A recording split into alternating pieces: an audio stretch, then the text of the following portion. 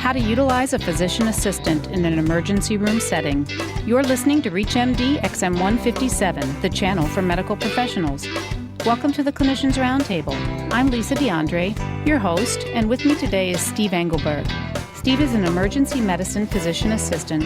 He is the past president of the Nevada Academy of Physician Assistants and the vice president and founder of the National Association of Physician Assistants. Today we are discussing how to utilize physician assistants in an emergency room setting. Hi, Steve. Welcome to the show. Thank you, Lisa. How are you? I'm fine. Steve, why did you choose the field of emergency medicine, and what is it about the emergency room that has made you stay for the last 12 years? Well, I chose emergency medicine. I guess I have a little bit of a bias. I was in EMS for 9 years, so, that was kind of my comfort zone. There's many reasons I've stayed in it. I like the variation. I actually did some elective rotations in my training. One of them was cardiothoracic surgery.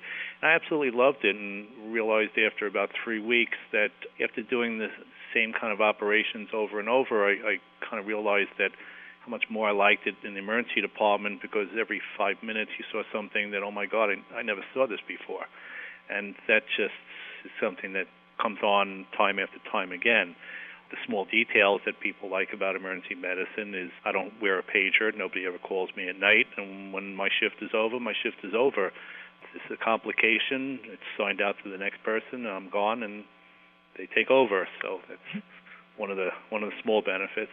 You completed an emergency medicine residency program. Can you tell us a little about that? And is that something that is common and or available for physician assistants? Well, if you know about the PA profession, and it's doing residencies is certainly not a very common thing. It's out there. There's quite a number of them that are available, but there's different levels of residency.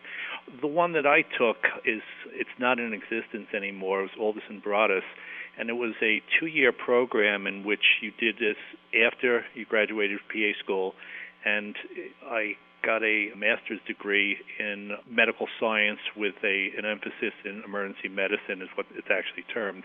So I got a master's degree in my 2 years. I don't know of any other program before or after that where you can actually get a master's degree in your program. And our program was based on regular emergency medicine residency program in conjunction with the University of West Virginia. And we were right alongside in a lot of our lectures and cadaver labs and critical care labs and lectures, all alongside regular emergency medicine residents. It was a fantastic program, and anybody that's gone to it that I know just says how much they learned in it, and it was just an amazing program.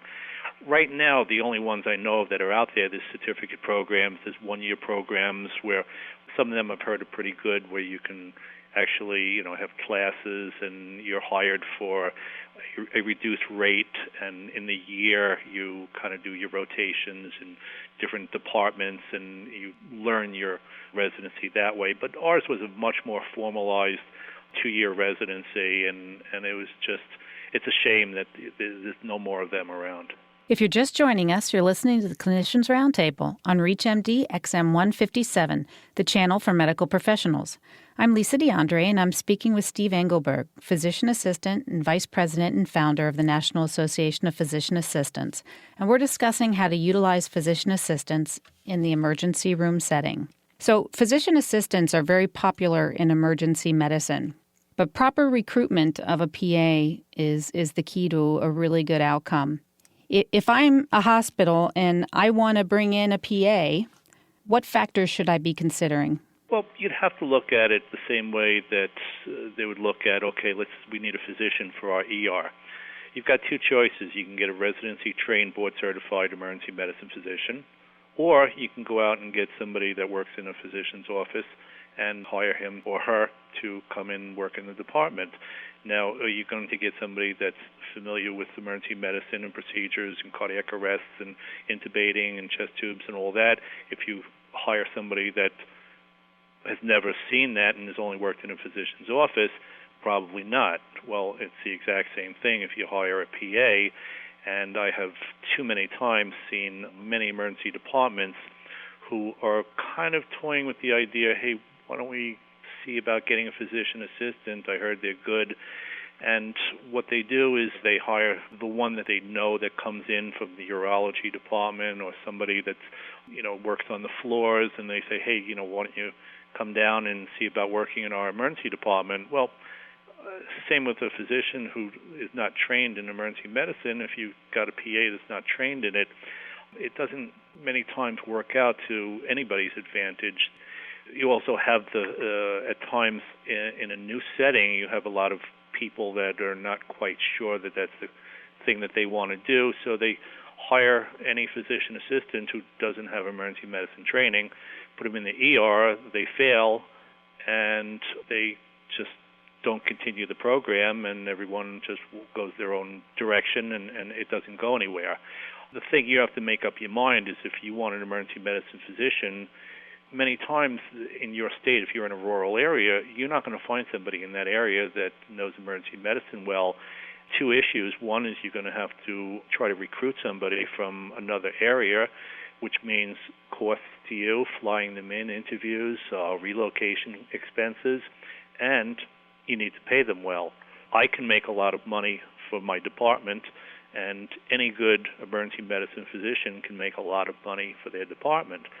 I've seen too many places that, let's see, if the going rate is, I don't know, I'll make up a number here, $50, $60 an hour, and let's see, we can get a local guy for $40 an hour. Well, how much did saving that $10 or $15 or $20 an hour save you when an emergency medicine physician can bring in huge amounts of money with procedures and with everything else that they can do that they don't need to have the physician come in to do, compared to the person that's never done any of these things before?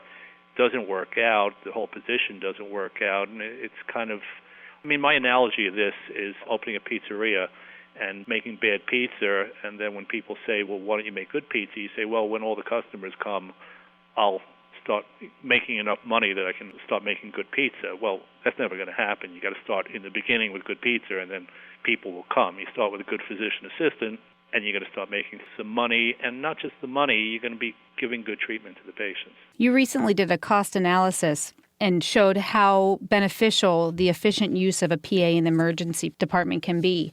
Can you tell us a little about that? Actually, this study was started a while back. I have tweaked it up, and I'm actually writing a dissertation. It's going to be a part of the dissertation. What I did is I actually took, one of my directors had asked me, he wanted to actually show administration how much it is. He was a real proponent of using PAs in the emergency department. He wanted to show the administration, well, in dollars and cents, what can we bring besides many other advantages. So I took all of the actual numbers that we used in terms of how much we actually get for a level 1, a level 2, and so on through level 5, how many cases we actually saw. This is a community hospital, about 25,000 people a year, and 20% was a level 2 and 40% was a level 3 and so on. And I plugged in numbers. I found out, an average physician salary per hour, an average PA salary per hour, what it costs for benefits, malpractice insurance, and I came up with what it costs to keep a physician and what it costs to keep a PA per hour. I then crunched all the numbers and came up with what's the bottom line. What is it that the PA can actually bring into the group or the hospital over a physician? I was amazed at the end. I tried to be fair with this. I tried to say, okay, there's cases where I need to go consult with the physician. I need to have him come see my patient, so I compensated for that. In an average emergency department, you only collect 30 cents on the dollar.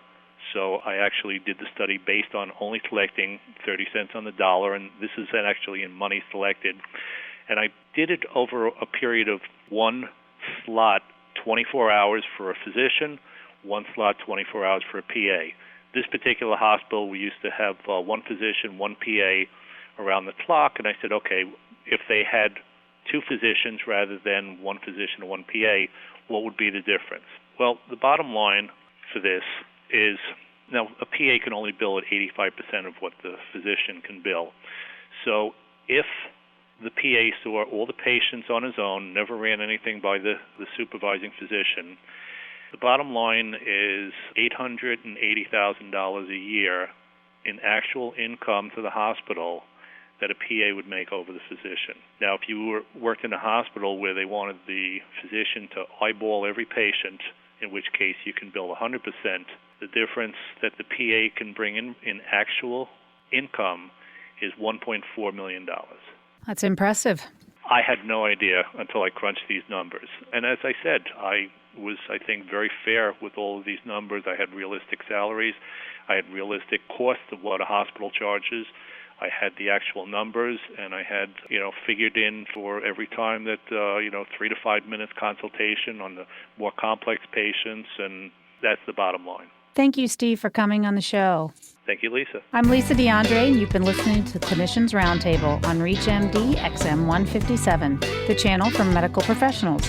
We welcome your comments and questions through our website at reachmd.com, which now features our entire medical show library and on-demand podcasts. Thanks for listening.